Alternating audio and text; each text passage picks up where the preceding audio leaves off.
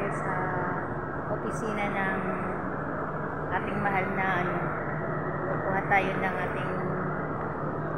ating bagong ID. Dahil mga luma ng ID, hindi tinatanggap. Kailangan daw mag-renew. Ayan, nasa Pag-ibig ko tayo.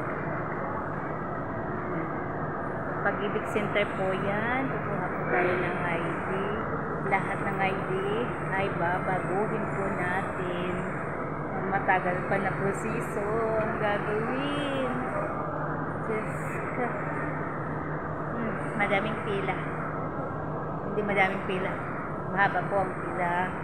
Nakapila po ang ating yung dito lang po ako. Maghihintay. Naghihintay kami sa labas. Ayan po ang pila